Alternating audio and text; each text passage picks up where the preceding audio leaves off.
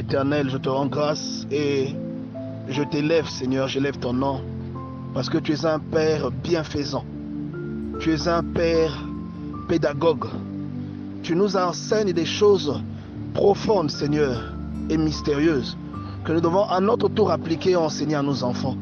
Tu nous les enseignes au travers des Écritures. Et je me réjouis, Seigneur, ce matin, de ce que tu m'enseignes un principe fondamental, Seigneur. De ce que tu m'enseignes un principe irréversible. Seigneur, David avait pour meilleur ami Jonathan, mais Saül, qui était le père de Jonathan, était l'ennemi principal de David. Il en voulait à sa vie. Mais à la mort de Saül, père, David a fait justice. À la mort de Saül, David l'a pleuré. À la mort de Saül, David a composé un cantique funeste pour la vie de Saül et de Jonathan et pour les actes héroïques qu'ils avaient accomplis de leur vivant. Oh Père, quelle humilité! Apprends-nous, Seigneur éternel, à rentrer en profondeur et à manifester cette humilité, Père, devant les personnes qui nous ont haïs, devant les personnes qui nous ont rejetés, devant les personnes qui nous ont tourné le dos, des personnes qui nous ont empêchés d'avancer. Père, donne-nous le même amour, donne-nous le même esprit, Père, que celui que tu as donné à David. Donne-nous, Seigneur, cet esprit où nous nous remettons toujours à toi en ce qui concerne la sentence finale. Oh Seigneur, je bénis aussi, Seigneur, ton serviteur qui a eu cette inspiration que tu as utilisée pour déposer cette écriture. Et je sais que ton esprit va nous enseigner quelque chose de grand. Je sais que ton esprit va nous apprendre une chose redoutable, une chose que nous allons devoir appliquer. Au nom puissant de Jésus-Christ. Amen. Bien-aimés dans le Seigneur, shalom. Je rends grâce à Dieu pour cette nouvelle journée où j'ai foi que chacun de nous s'est bien réveillé et que les problèmes que nous avons rencontrés en nous réveillant, avant la fin de cette journée, ces problèmes-là seront à genoux devant nous. Que ces problèmes-là seront brisés, seront vaincus devant nous. Au nom de Jésus-Christ. Nous avons donc cette parole-là de 2 Samuel chapitre 1 à partir du verset 5, où il y a un jeune homme qui revient du champ de bataille qui vient dire à David que Saül est mort. En fait, c'est ce jeune homme-là à qui Saül a demandé de le tuer, mais il n'a pas voulu le faire. Donc Saül s'est poignardé lui-même. Et ce jeune homme vient raconter à David que Saül avait été pris au piège et que finalement il a demandé de l'achever. Et donc lui, il l'a fait. Bien-aimé dans le Seigneur, Saül, c'était l'ennemi juré de David. Saül avait une grande aversion pour David. Et la Bible dit qu'il a poursuivi David partout afin de lui faire du mal. Il a poursuivi David partout afin d'empêcher que le plan de Dieu le plan de Dieu pour la vie de David s'accomplisse. Et tout comme chacun de nous aujourd'hui ici a dans sa vie rencontré quelqu'un ou a dans sa famille une personne parfois qui nuit aux autres ou qui nuit aux enfants des autres, ou une personne qui détient quelque chose et qui exerce une certaine autorité sur les autres. Et il y a des familles où les gens, on le dit souvent, où les gens n'avancent pas. Il y a des familles où les gens ne se marient pas. Il y a des familles où les gens ne voyagent pas. Il y a des familles où les gens ne trouvent jamais du travail. Et quelquefois, nous avons identifié même d'où vient le problème. Et lorsque nous entendons que cette personne est morte, que cette personne est décédée, nous acclamons. Il y a beaucoup de gens qui font ça. Nous sommes heureux. La Bible nous interdit cela. Vous voyez, la Bible nous interdit de nous réjouir du malheur de l'autre. Pourquoi? Parce que c'est Dieu qui est c'est lui qui détient la rétribution. C'est lui qui détient le monopole de dire que lui, il a fait pire que toi. Une personne aujourd'hui que toi tu peux critiquer, une personne qui peut sembler être une personne qui est la cause de ton malheur, aux yeux de Dieu, parfois, toi, tu as fait plus de mal que cette personne. Pourquoi? Parce que Dieu seul connaît la valeur de vos âmes. Et ce que Dieu veut, il dit dans sa parole que nous devons aimer nos ennemis. Bien aimés dans le Seigneur. Jésus-Christ nous apprend une chose très, très importante. Il dit que lorsque vous n'aimez que les gens qui vous aiment, vous ne faites rien d'extraordinaire. En fait, vous n'êtes pas des enfants de Dieu quand vous faites ça. Tant que vous le faites, vous n'êtes pas encore des enfants de Dieu. Et il prend l'exemple, il dit que Dieu aime tout le monde, les bons et les mauvais. Et il fait lever son soleil sur tout le monde. Et pourtant, Dieu est tout puissant.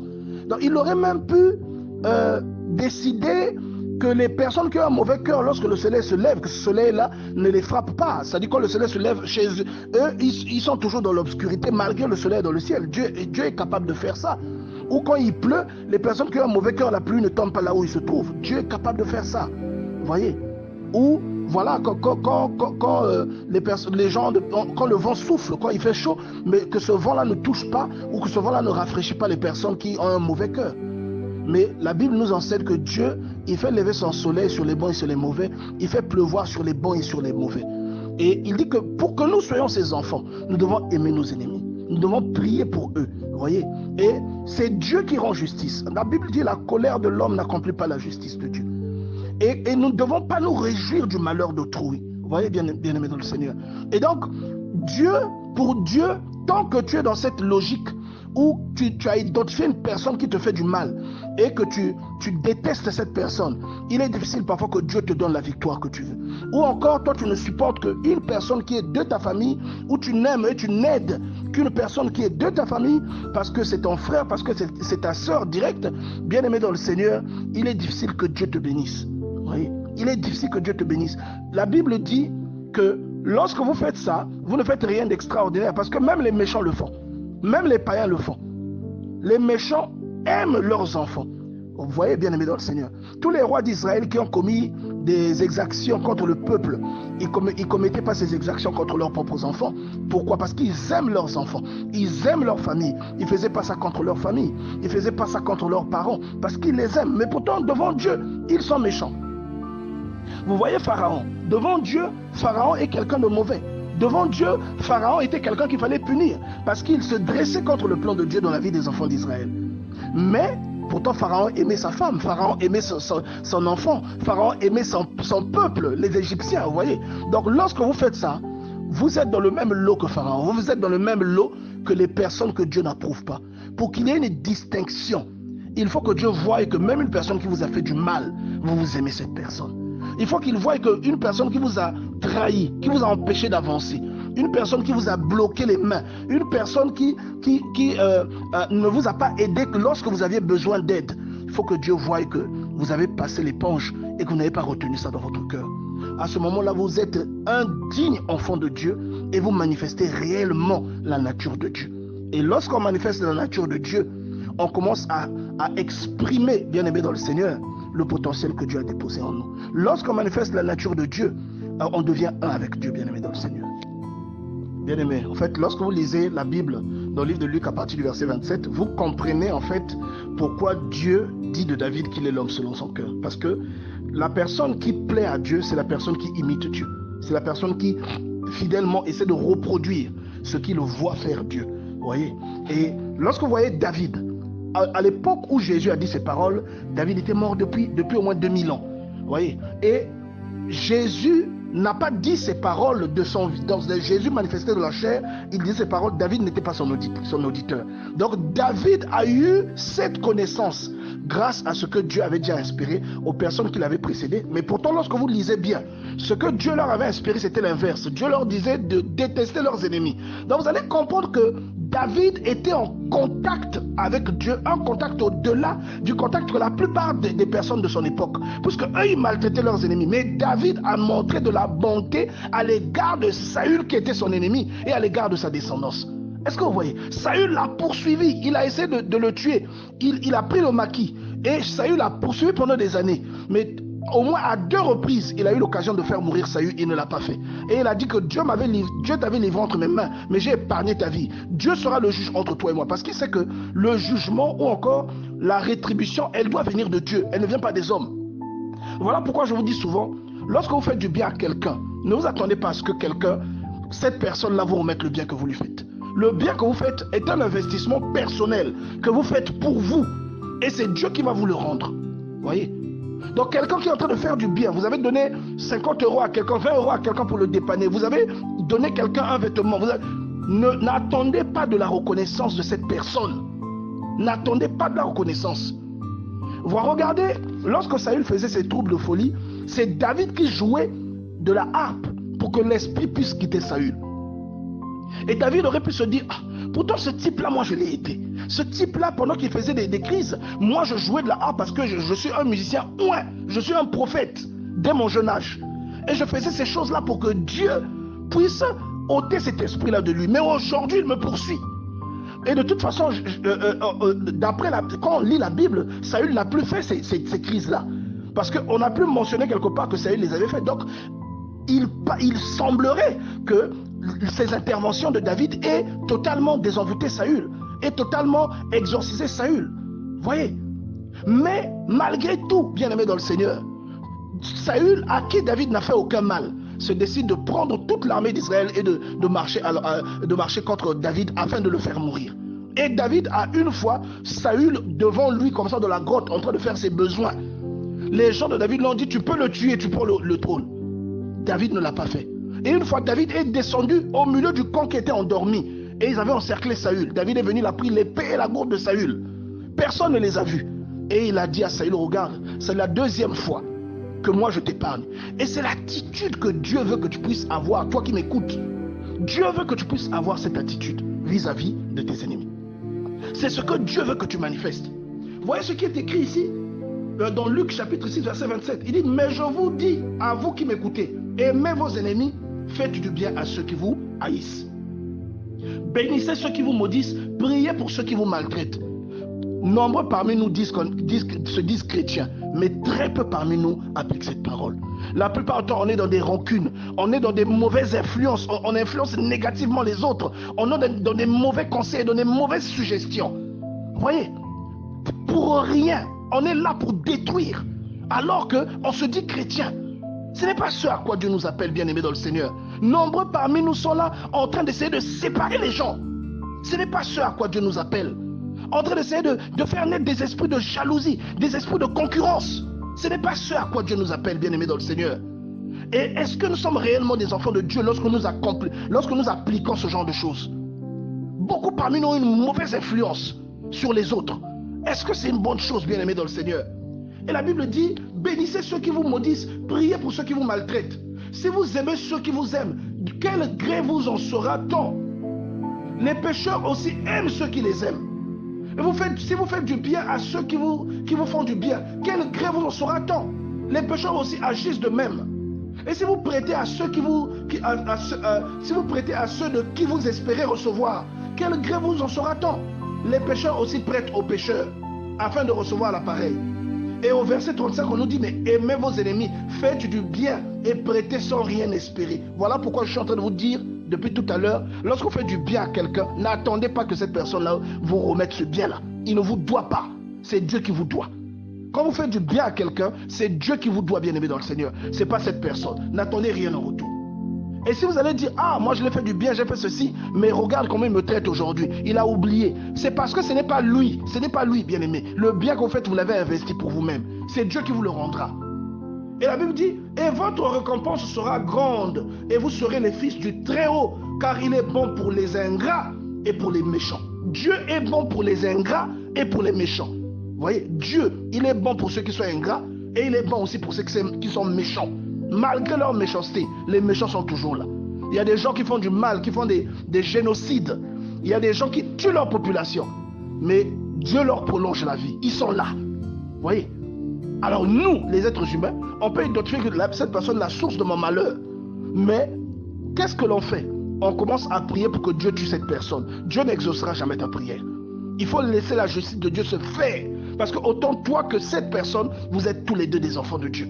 Même si toi, tu es beaucoup plus proche de Dieu que lui, mais il est sorti de Dieu lui aussi. Et c'est cette nature qui l'a corrompu. C'est ce monde, avec les choix qu'il a fait, qui l'a corrompu. Mais toi, tu ne peux pas prier pour souhaiter le malheur de l'autre. Bien-aimé dans le Seigneur. Ne prie jamais pour que Dieu puisse tuer ton ennemi ou qu'il puisse envoyer ton ennemi dans la tombe. Prie pour que Dieu lui conserve la vie, pour qu'il voie ce que toi tu vas devenir. Qu'il voie l'élévation que Dieu va te donner. Pour qu'il voie ce que Dieu va accomplir dans ta vie. Tu dois prier pour ça. Comme dit David, tu dresses devant moi une table en face de mes ennemis. Ma coupe déborde. C'est-à-dire que Dieu dresse une table en face des personnes qui le haïssent. C'est-à-dire que Dieu est en train de le bénir. Et les gens qui le haïssent sont en train de voir comment Dieu le bénit. C'est comme ça que tu dois prier. Ne prie jamais pour que Dieu emmène le malheur dans la vie de la personne qui est la cause de ton malheur. Prie pour que cette personne voit que le malheur qu'il a tenté contre toi va échouer. Prie pour que Dieu continue à te maintenir en vie, qu'il continue à te permettre d'exploser dans ton potentiel, d'exprimer ton potentiel et de briller de mille feux. Prie parce que c'est pour ça que Dieu t'a envoyé. Prie pour que Dieu se manifeste en toi et que la personne qui a souhaité ton malheur voie ça de ses yeux. Quand quelqu'un avait bloqué tes mains pour que tu ne trouves jamais du travail, pour que quand tu travailles, que ton argent, tu ne fasses jamais rien pour ça. Ne prie pas pour que Dieu punisse cette personne. Prie pour que Dieu te délivre et qu'il permette à cette personne de te voir, de voir comment tu vas prospérer, de voir comment tu vas te retrouver dans les dimensions là où lui ne s'est jamais retrouvé. Pour qu'il se demande qu'est-ce qui s'est passé. Pourtant, moi j'ai lié les mains de cet enfant. Pourtant, j'ai lié les mains de cette personne. Mais comment cette personne continue à avancer? Tu dois prier pour ça et non pour que Dieu puisse éliminer tes ennemis. Et regarde ce que David a fait. Quand Saül est mort, David a pleuré pour Saül. Il a jeûné pour Saül. Il a composé un cantique pour Saül et Jonathan, bien-aimés dans le Seigneur. Est-ce que vous vous rendez compte du temps que ça prend pour qu'un cantique soit composé? Un cantique que tout le monde a appris, que tout le monde chantait en Israël, composé par David. Il a parlé de Saül comme étant un héros, alors que Saül en voulait à sa vie, alors que Saül essayait de le tuer, bien-aimé dans le Seigneur. Voilà l'homme selon le cœur de Dieu. Voilà ce que Dieu attend de nous. Dieu attend de nous que nous puissions manifester les mêmes sensations, les mêmes fruits que lui. Et c'est ce que Jésus est en train de nous dire dans Luc chapitre 5, à partir du verset 35. Mais aimez vos ennemis, faites du bien et prêtez sans rien espérer. Et votre récompense sera grande et vous serez les fils du Très-Haut, car il est bon pour les ingrats et pour les méchants. Dieu est bon pour les ingrats et pour les méchants. Saül était un ingrat, David a été bon avec lui. Saül était méchant, David a été bon avec lui.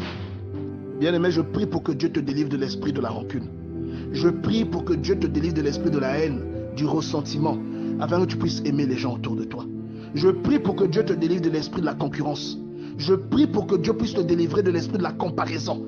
Que Dieu te délivre de toutes ces choses qui vont te rapprocher plus du diable que du Dieu dont tu prétends être ton Père bien-aimé dans le Seigneur. Dieu dit que si tu veux réellement être son enfant, tu dois aimer tes ennemis. Tu dois pardonner à tes ennemis. Pardonne-leur. Et j'étais en train de vous dire que est-ce qu'on se rend compte de quel investissement c'est que de composer une chanson que les gens vont apprendre pour son ennemi? Mais dans cette chanson, on ne dit que des bonnes choses sur cet ennemi. On parle de cet ennemi comme un héros. Essayez de vous représenter l'amour que David avait pour Saül. Essayez de vous représenter, bien-aimé dans le Seigneur, malgré le mal qu'il lui a fait. Essayez de vous représenter. Essayez de vous mettre à la place de cet homme que Saül a tenté de faire mourir, que Saül a piégé, mais qui malgré tout, il a épargné la vie de Saül 2 fois. Alors c'est pourquoi les ennemis n'ont jamais surpris David. Quand vous lisez le psaume 89 et que Dieu dit de David que l'ennemi ne le surprendra pas, il ne le dit pas dans le vide. Il le dit parce que David a semé ça. Il le dit parce que c'est comme s'il avait semé et maintenant il récoltait. Il dit que l'ennemi ne le surprendra pas, bien-aimé dans le Seigneur, parce qu'il a épargné un homme qui lui voulait du mal, un homme qui voulait le tuer. David l'a épargné 2 fois, bien-aimé dans le Seigneur. Ce n'est pas rien. Ce n'est pas rien. Alors, la question qu'on doit se poser aujourd'hui, c'est comment nous nous illustrons devant Dieu aujourd'hui. Nous disons que nous sommes des enfants de Dieu. Toi qui écoutes cette parole, là où tu es, tu dis que tu es un enfant de Dieu. Tu as sûrement des gens avec qui tu ne t'entends pas. Tu as sûrement des gens, même si vous vous parlez, mais il y a une petite hypocrisie au fond de ton cœur. Et Dieu te demande d'ôter ce genre de comportement à l'intérieur de toi. Ça ne t'avance à rien. Ça ne t'aidera pas. Ça ne te délivrera pas. Au contraire, tu dois prier pour ces gens. Et tu dois demander à Dieu de leur conserver la vie. Tu dois demander à Dieu seulement de leur démontrer que Dieu est plus fort qu'eux, à travers ce que Dieu va faire dans ta vie. Comment Dieu va t'élever là? Eux, ils doivent voir ça. Et comment Dieu va s'exprimer en toi? Ils doivent voir et ils doivent s'interroger. Comment est-ce que tu as pu passer? Le secret, c'est l'amour. Jésus a été la personne qui a revêtu un corps la plus puissante du cosmos. C'est la personne la plus puissante que la terre ait portée. Parce que c'était Dieu incarné. Vous voyez? Et Jésus, bien aimé dans le Seigneur, a prôné l'amour. C'est ce qu'il a enseigné. Quand vous voyez tout son message, il n'a parlé que de l'amour. Et voilà son serviteur David, qui, des années avant, il est dans une situation où, quand vous voyez ses actions, vous vous rendez compte que cet homme avait la révélation. De son temps, on disait qu'il faut détester son ennemi, il faut haïr son ennemi, il faut tuer son ennemi, et il faut aimer ses frères, il faut aimer son peuple. Mais lui, il aimait son ennemi, bien aimé dans le Seigneur. Il aimait son ennemi. Et vous voyez qu'il avait une révélation. Et c'est pour ça que Dieu lui a fait grâce. Et je prie aujourd'hui que quelqu'un soit délivré de l'esprit de rancune. Je prie aujourd'hui que quelqu'un soit délivré d'un esprit de comparaison, de concurrence, un esprit où il veut faire du mal, où je prie vraiment que quelqu'un soit délivré de cet esprit où quelqu'un ne pardonne pas aux autres. Je prie vraiment que Dieu délivre quelqu'un au nom de Jésus. À travers cette exhortation, ne vois pas la personne qui te parle, ne vois pas la voix qui est en train de prêcher, mais vois Dieu qui est en train d'utiliser quelqu'un. Dieu veut t'atteindre aujourd'hui à travers cette parole. Ouvre ton cœur et réponds-toi. Écoute le Seigneur et mets ta vie en ordre. Apprends à aimer tes ennemis. Apprends à imiter Dieu. Et n'attends rien de quelqu'un que tu aides. N'attends rien d'une personne que tu soutiens. Parce que ce que tu investis, c'est Dieu qui te le rendra.